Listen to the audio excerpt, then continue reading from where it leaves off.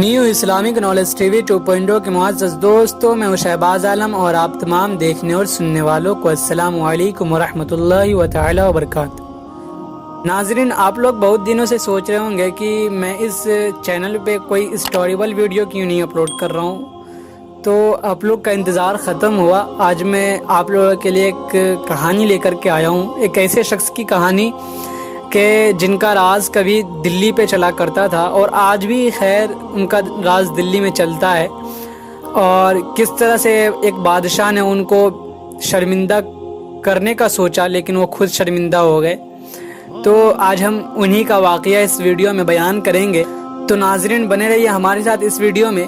لیکن آگے بڑھنے سے پہلے آپ لوگوں سے ایک ہمبل ریکویسٹ کرنا چاہوں گا کہ اگر آپ ہمارے چینل پہ نئے ہیں تو چینل کو سبسکرائب کرتے ہوئے ساتھ موجود بیل آئیکن کو بھی دبا دیں، تاکہ علمی ادبی ویڈیو کی نوٹیفیکیشن آپ کے پاس سب سے پہلے پہنچے، اور ہماری حوصلہ افزائی کے لیے ویڈیوز کو لائک ضرور کیا کیجیے تاکہ ایسے ہی دلچسپ ویڈیو کا تسلسل برقرار رکھا جا سکے۔ تو آئیے چل کر موضوع کا آغاز کرتے ہیں۔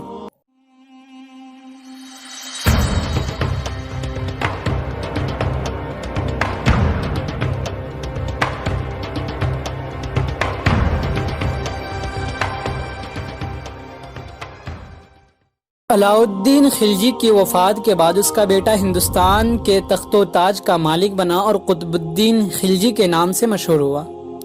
قطب الدین خلجی کے تخت نشین ہوتے ہی درباری خوشامدیوں نے اسے یوں گھیرے میں لے لیا کہ وہ سوچنے سمجھنے کی صلاحیت سے عاری ہو گیا۔ جو درباریوں نے کان میں ڈالا، آنکھ بند کر اس کی حقیقت پہ ایمان لے آیا۔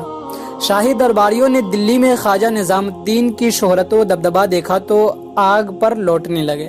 وہ خیال کرتے تھے کہ ہم شاہی دربار سے وابستہ ہیں، لہٰذا عوام ہماری زیادہ عزت کریں گے اور اپنی مشکلات و مصائب ہمارے آگے آ کر بیان کریں گے تاکہ ہم اسے شہنشاہ ہند تک پہنچا سکیں یا اپنے اختیارات سے کام لے کر انہیں دور کریں۔ لیکن یہ لوگ تو بھولے سے بھی ہمارے پاس نہیں آتے اور خواجہ صاحب کے گرد گھیرا ڈالے بیٹھے رہتے ہیں۔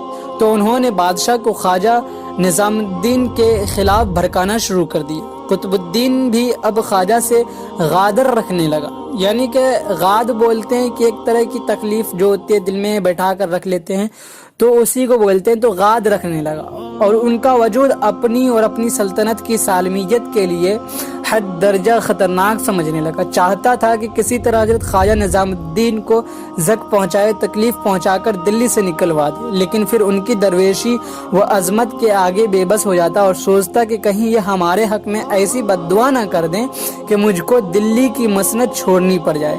چالاک اور مفسد درباریوں نے جب بادشاہ کو اس کشمکش میں دیکھا تو اسے کہنے لگے کہ اگر آپ ملتان سے شاہ رکن عالم کو دلی بلا لیں تو وہی مقاصد حاصل کرا سکتے ہیں جو آپ کے ذہن میں ہیں۔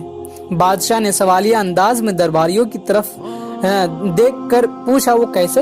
ان مفسد درباریوں نے عیاری سے کہا، شاہ رکن عالم اور خواجہ نظام الدین اولیاء کی آپس میں بہت کم بنتی ہے۔ اس طرح جب ایک شہر میں دونوں یکجا ہو جائیں گے تو دونوں میں رنجش بڑھے گی اور پھر ہم اسی رنجش سے بھرپور فائدہ اٹھائیں گے۔ بادشاہ کو یہ تجویز بڑی بھائی۔ اس نے فوراً شاہ رکن عالم کی طرف ایک دعوت نامہ بھیجا اور دلی آنے کے لیے پرزور اصرار کیا۔ شیخ شاہ رکن عالم کو اچھی طرح علم تھا کہ اس دعوت نامے کے پس پردہ کیا عوامل ہیں۔ وہ بادشاہ کی عیاری خوب سمجھتے تھے، لیکن انہوں نے دلی جانا بھی ضروری خیال کیا، چنانچہ آپ نے فوراً اپنے عقیدت مندوں اور ارادت مندوں کے ساتھ لے کر کے دلی کے سفر پہ نکل کھڑے ہوئے۔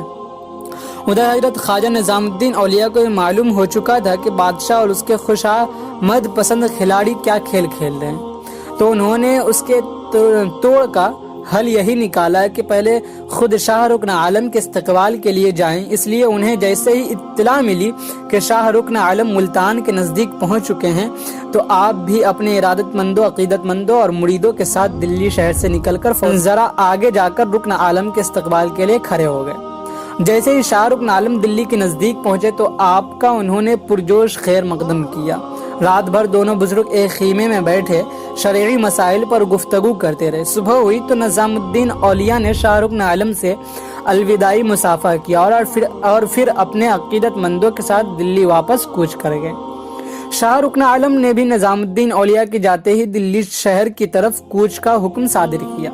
بادشاہ شہر کی فصیل کے پاس شاہی افراد کے ساتھ خراب کے استقبال کے لیے تیار تھا۔ چنانچہ جیسے ہی اسے شاہ رکن عالم کی آمد کی اطلاع ملی تو وہ آگے بڑھ کر آپ کا استقبال کرنے والوں میں شامل ہو گیا اور آپ کے گھوڑے کی لگام تھام کر کچھ فاصلہ آگے بڑھنے کے بعد آپ کو گھوڑے سے اتار کر ایک دوسری آرام دہ سواری پر بیٹھایا گیا اور پھر یہ قافلہ شاہی محل کی طرف روانہ ہوا۔ شاہی محل کے فاٹک پر پہنچ کر بادشاہ نے جو پیچھے نظر دوڑائی تو اسے انسانوں کے سروں کا ازدحام نظر آیا جو شاہ رکن عالم کے استقبال کی خاطر ان کے پیچھے چلا آیا تھا۔ بادشاہ نے یہ موقع مناسب گردانہ سمجھا اور شاہ رکن عالم کو وہیں ٹھہرا کر آپ سے عوام کے سامنے مخاطب ہوا اور پھر وہ پوچھا کہ حضرت آپ کا دلی شہر میں سب سے پہلے کس نے استقبال کیا؟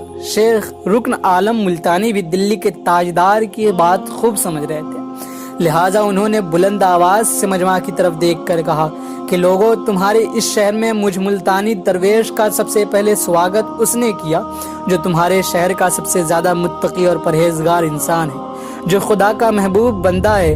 بادشاہ نے جو اپنی دانست میں آپ کا استقبال کرنے والوں میں سب سے آگے تھا، یہ سن کر خوشی سے پھولا نہ سما رہا تھا۔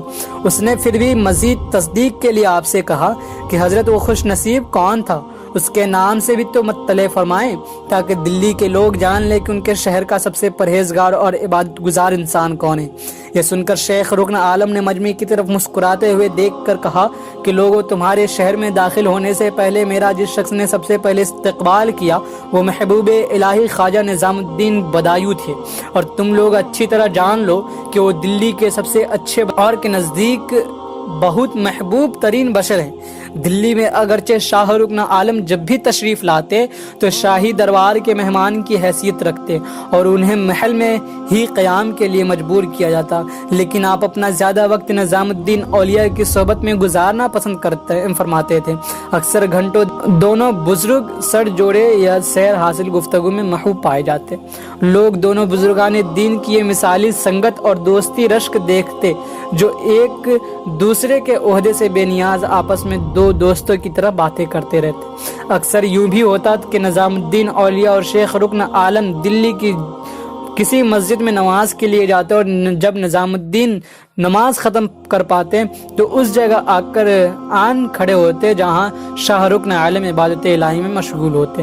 انہیں عبادت میں مشغول دیکھ کر خواجہ نظام الدین چپ چاپ خاموشی سے ان کے پیچھے بیٹھ جاتے اور ان کی نماز ختم کرنے تک وہیں بیٹھے رہتے۔ جیسے ہی شاہ رکن عالم سلام پھیرتے وہ آپ کو دیکھ کر متبسم ہوتے، یعنی مسکراتے اور آپ سے مصافحہ کر کے آپ کو ساتھ اٹھا کر اسی جگہ لے جاتے جہاں سے نظام الدین اٹھ کر آپ کے پاس تشریف لائے ہوئے تھے، اور پھر مسجد کے اس جگہ بیٹھ کر شرعی باتیں کرنے لگتے۔ دونوں درویشوں کی پالکیاں مسجد کے باہر کھڑی ہوتی تھی اور جب انہوں نے واپس جانا ہوتا تو پالکیوں کے پاس پہنچ کر آپس میں اصرار کرنے لگتے کہ پہلے وہ پالکی میں سوار۔ اکثر یوں ہوتا کہ خواجہ نظام الدین اولیاء کا اصرار غالب رہتا اور مجبوراً پہلے شاہ رکن عالم ملتانی کو پالکی میں سوار ہونا پڑتا۔ ان دونوں بزرگان دین کی آپس میں یہ چاہت قابل رشک تھی اور آج کل کے علماء کے لیے قابل تقلید۔ سندھ کا ایک عابد بھی آپ کی خانقاہ میں دین حق کی تعلیم کے لیے ٹھہرا ہوا تھا اور آپ سے فیضیاب ہو رہا تھا۔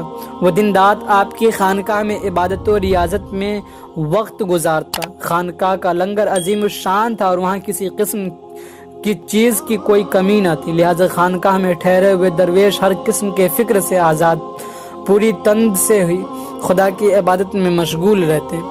تو ناظرین، اس کہانی سے ہمیں کیا سبق ملتا ہے آپ اندازہ لگا سکتے ہیں۔ اگر پھر بھی آپ لوگ اتنا سوچ نہیں رہے ہیں کہ ہمیں کیا سبق ملا ہے اس کہانی سے، تو میں آپ کو بتلاؤں کہ اس کہانی سے سبق یہ ملا ہے کہ اگر ہم کسی شخص کے ساتھ برا کرنا چاہے تو وہ بری چیز سب سے پہلے ہمارے ساتھ ہوگی۔ دیکھیں، آپ لوگوں نے دیکھا نا کہ کس طرح سے بادشاہ حضرت خواجہ نظام الدین صاحب کو شرمندہ کرنا چاہتا تھا، لیکن پھر انہوں نے بات پلٹ دی اور ان کی بلکہ عزت ہو گئی، ان کی شہرت ہو گئی اور ان کی جو ہے بینڈ بج گئی۔ تو ناظرین، امید کرتا ہوں کہ آپ کو اس کہانی میں یعنی کہ اس کہانی کو سن کر کے اچھا لگا ہوگا اور بہت ساری چیزیں سیکھنے کو ملی ہوں گی۔ ناظرین، کہانی اچھی لگے تو اس ویڈیو کو لائک کرتے ہوئے اپنے دیگر ساتھیوں کے ساتھ شیئر ضرور کیجیے گا۔ جلدی حاضر ہوں گے اسی طرح کی ایک اور نئی ویڈیو میں۔ جب تک آپ اپنا اور اپنی گرد و نواح کا بہت بہت سارا خیال رکھیے۔ جب تک کے لیے السلام علیکم ورحمۃ اللہ تعالی وبرکاتہ۔ It's caught in the crossfire.